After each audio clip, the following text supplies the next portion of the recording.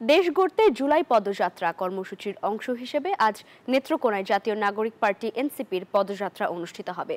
শেষ হয়েছে সব ধরনের প্রস্তুতি। নিরাপত্তা দিতে প্রস্তুত আছে আইন শৃঙ্খলা বাহিনীও। আর এই বিষয়ে বিস্তারিত জানাতে এই মুহূর্তে নেত্রকোনায় রয়েছেন আমাদের সহকর্মী সোহান আহমেদ কাকন। কাকন, নেত্রকোনায় এনসিপির পদযাত্রা কখন শুরু হচ্ছে জানাবেন আমাদের, আর নেতাকর্মীদের প্রস্তুতি কেমন দেখছেন? ধন্যবাদ লাইবা।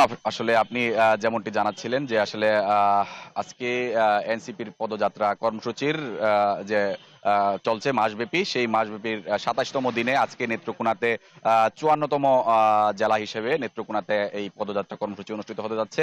গত এক সপ্তাহ ধরেই কিন্তু এই যে পদযাত্রাকে ঘিরে এনসিপির যে নেতৃবৃন্দ ছিল নেত্রকোনা জেলার, তারা কিন্তু জেলার ১০টি উপজেলাতেই বিভিন্নভাবেই লিফলেট বিতরণ এবং মাইকিং এর মাধ্যমে প্রচারণা চালিয়েছেন।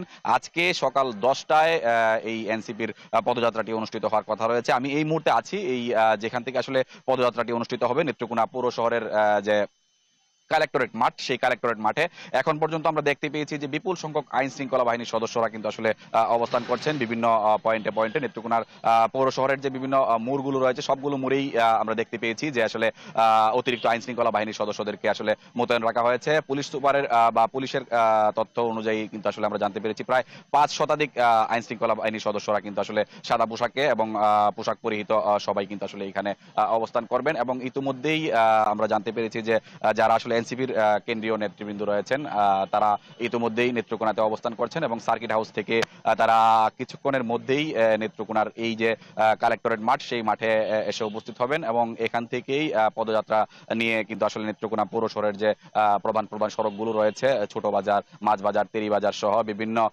জায়গায় তারা কিন্তু যাবে এবং পদযাত্রা শেষ করে আবারও এই যে কালেক্টরেট মাঠ, এখানে এসে কিন্তু আসলে তারা এই কর্মসূচিটি পালন করবেন বলে আমরা পদযাত্রা শেষ করে এখানেই জনসভা করবেন এবং এখান থেকে পরবর্তীতে শেরপুরের উদ্দেশ্যে তারা রওনা হবেন বলে আমরা এখন পর্যন্ত জানতে পেরেছি। এই ছিল আমার কাছে নেত্রকোনার যে পদযাত্রা কর্মসূচি এনসিপির সর্বশেষ পরিস্থিতি। আমরা পরবর্তীতে আরো জানানোর চেষ্টা করব। এই ছিল আমার কাছে। লাবিবা। কাকন, ধন্যবাদ আপনাকে। সব মশার বিরুদ্ধে সুরক্ষা দিতে এলো বসুন্ধরা এক্সট্রিম অ্যারোসল। মশার বিরুদ্ধে এক্সট্রিম সুরক্ষা।